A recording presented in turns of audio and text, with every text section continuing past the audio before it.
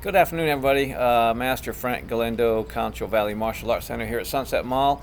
We've not done one of these videos in a while since we've opened back up and conducting classes. So a lot of our training has actually been hands-on. But I have missed actually doing these videos, and I'm going to continue doing with these throughout our training, especially with the curriculum slide. On the curriculum slide of our training, it's a little easier to hear the pronunciation of our terminology, all of our Korean words that we learn, so that we can learn to speak Taekwondo. We won't learn to speak Korean, or very, very little of it, but this will help us to learn to speak Taekwondo. So if you happen to be in another country or another part of the world where you do not speak the native language, and you find a location to train in our ITF Taekwondo system, you can still follow the commands, because the commands normally will be given in Korean for the most part, for many of the techniques we'll be doing. So I'm going to start off at the white belt level. I've got my cheat sheet here on the side so that I can refer to that, make sure I don't forget anything. The last times I've put some of these videos on, as far as terminology pronunciation goes, I've kind of gone off the top of my head, so if you guys know me, you know I'm kind of scatterbrained sometimes. No comments. But here we go. This is going to be with the Korean terminology. This is under your white belt study sheet, the one that looks like this. Okay, under Korean terminology, it's in this section right there, and that's what I'll be referring to when I'll turn away to see what might be next. So we're going to start with the first one, the basic one, the one we hear every day in class. And if you don't know this terminology, this word by now, your mind is somewhere else. Now, we have a couple of students that just recently started. They've been with us maybe a week. So I don't expect you guys to know this, but the rest of you should definitely know the Korean terminology. So the first one is chariot, and that is coming to attention. Chariot is attention. So it's spelled like chariot with a Y instead of an I, but it's pronounced chariot. The accent is on the second syllable, stands for attention. Soggy, S-O-G-I, soggy like soggy cereal, is stance. So anytime we put our word with these words together, chariot soggy means attention, stance, and gunun soggy means walking stance, and so on. But let's stick to the curriculum here. Chariot. The next one is kyongne. There's lots of ways to spell these terminology, so I spell it as phonetically as I can. I know that in West Texas, in different parts of the world, different parts of the nation, different parts of the state, we spell things differently to pronounce them the way we think they sound. But kyongne means to bow. You bow, or it also means to salute. Right hand in a fist to the heart and across the body. Now, on the bowing, we want to bow only to animate objects. That means if you're alive, raise your hand. If you are alive, you are an animate object. If you're listening to this video, you are an animate object. So when we bow to people. We bow to each other, bow to instructors, bow to students, students to students, students to instructors, etc. So kyungne in that sense means to bow. Kyungne, as we face the flag, kyungne means to salute. Same word, two different meanings. Okay, same word, two different meanings depending on the context. Chariot, kyungne. Next is kukie tehe ayo. And I always tell my students, if you can say cookie, you can add an A at the end. Just pretend you're in Canada. Cookie, you want a cookie, okay? So cookie, and the rest, the next three syllables rhyme. Kuki e tehe. Kuki e tehe. So those three syllables, they rhyme. They've got the same sound. Kuki e tehe and an I-O, like in E-I-E-I-O. Old MacDonald had a farm. E-I-E-I-O. Kuki e tehe I-O. Face the flag. That is what that terminology means. Kuki e tehe I-O. Face the flag. It doesn't necessarily mean turn and face the flag, but if we have to turn to face the flag when we're bowing in, we will turn to face the flag. Kuki te hayo. The next one is when we're saluting to the instructor. Now we have 4 levels of instructorship, actually 5 if we include the student, the student leading class. But the first one is bu sa bum. Boo, like in Halloween boo. Saboom, and we've heard that in class. Saboom. Boo saboom nim. Boo saboom nim is honorific instructor. Okay, this nim is the honorific title. So we say boo saboom nimge. That means face the instructor, and that is boo saboom nim. Boo saboom nimge is a first, second, or third degree black belt, novice black belt. Okay, there's a whole story behind novice, expert, master, and grandmaster levels of black belt, but we'll get into that at another discussion. So boo saboom nimge is technically face the assistant instructor. As we move up in the ranks, 4th, 5th, and 6th degree, we say saboom nim. Okay, saboom nimge, face the instructor, not the assistant, in parentheses, instructor. Saboom nimge. As we move up into 7th and 8th degree black belt, it's Sahyung, Hyung, like young, Young, like me. Okay, Sahyung nimge. That is face the master instructor. Okay, and then the rarest of all, of course, is the grandmaster, Sasung nimge, Sasung.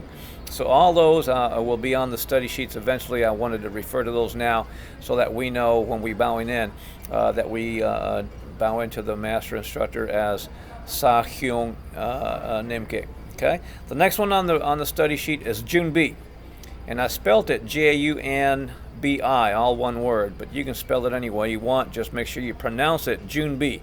Like a June bug, we have June coming up around the corner, and we're starting to see some June bugs. This is not a bug, it's a bee. June bee means ready. And I, again, remind you guys, June bee, ready, kind of rhymes, same sound. June bee, ready. The next one is a little tougher. It's Komap Sumnida. Komap Sumnida. And the associative words that I use with that is go mop, like in go mop the floor. Go mop your room. Komap Sum Nida. Sum, like in zoom, zoom, zoom, but with an S. Sum ni, like elbow, hand, wrist, knee. Komap sum nida, like in dada. Okay, so we put these together. Komap sum nida. That means thank you very much. Okay, there's different ways to say thank you in Korean for when we're training, for when we're working out. We will stick to what General Che has passed down to us and go with komap sum nida. You can ask me about the others. I'll tell you what I know about that. The next one is Koman. It's spelled Komahn. I used to spell it Man, but people would start saying Koman, like in the man went to the store. So it's Koman. Man. Okay, Koman means stop. Okay, that means stop. Stop your technique, stop your training, stop your activity, whatever that may be. The next one on the list, number 8, is Shio. Okay, now in the Korean culture, in the Korean language, the S many times, more often than not, is pronounced as an SH. Okay, I shouldn't say more often than not, but I will say often enough it's pronounced as an SH. So Shio is spelled differently, again, in different locations from different instructors, depending on the way they decided to spell it. Lots of people walking by. Hopefully they come in. All right, but the number 8 is Shio. That means relax or at ease. So we go from the open parallel stance, hands out in front of the body, Shio. Now the hands come behind the body, and we'll talk about the stances, Shio Sogi, down the road. At ease stance, okay? The next one is very commonly mistaken for the Japanese word kiai, and that is Japanese for bring forth energy, bring out your energy. In Korean, it's kiap, and I spelled that Kihap, all one word. But think of a key, starting your car, opening your door, key, and think of hopping. Okay, but hop without the H. Hop. Okay, very, very light on the H. So it's kiap. Kiap technically means it's two words, ki, which means energy, and hop, which means bring forth, emit, exchange, or not exchange, but bring out. So kiap technically means bring out your energy. We do that by the short yell. Okay, so we bring out energy when we key up. Okay, we normally do that in our sparring, step sparring. We don't do that in patterns, but we do that in several techniques. And the instructor normally will tell us when we need to key up. The next one is isang. Isang, and also I added an H to sang. S-A-N-G is the original spelling that I used to use, and now I use S-A-H-N-G to remind us that it's sang, not sang. It's not isang, it's isang. That means dismissed, okay? We're finishing up class, we bow to the lead student. Kyungne, we bow, and the student says, isang, class dismissed. We're basically saying the same thing twice. Isang means class dismissed, so we don't technically have to say class dismissed, but we do. Okay. The next one is dobok. Dobok. Very easily mispronounced as dobak. Okay, but dobak in Korean means to gamble. You know, bring your money, lay down your cards. Dobak is to gamble. So dobok is uniform. So okay, we're going to stick with dobok. The next one, number 13, is sijuk. Sijuk. Okay, sijuk means begin. Begin. And I say sijuk, sijak run. Sijak start. Okay, sijak start to run. So it's sijuk.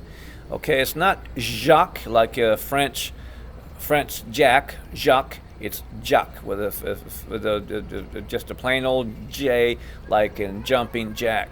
See Jack. Okay. The last one on the study sheet for a white belt going to yellow stripe is baro.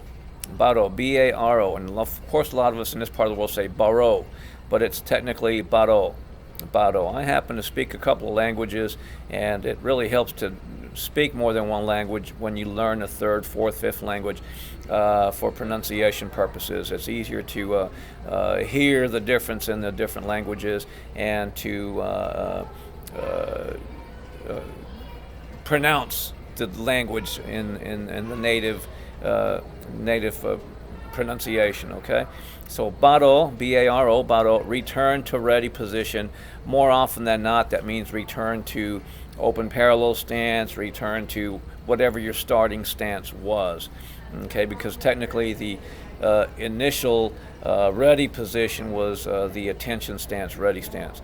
Attention stance, not the ready stance, but we're going back to ready stance. Okay, so baro. So these are the 14 vocabulary words that are on the 10th GUP to 9th GUP white belt to yellow stripe study sheet. Again, chariot, attention. Kyungne, bow or salute. Kukiete hayo, face the flag. Sabumnimge, bow to the instructor. Face the instructor. Face the instructor. After we face the instructor, sabumnimge kyungne again, so we can bow. Sabumnimge, face the instructor. Junbi is ready. Ready. Komap sumnida. There's actually 4 words. Komap sumnida. Thank you. Okay, koman. Koman, stop. Shio, relax or at ease. Okay, shio, relax or at ease. So, kiap. Okay, and there's our train going down the road, down the hall.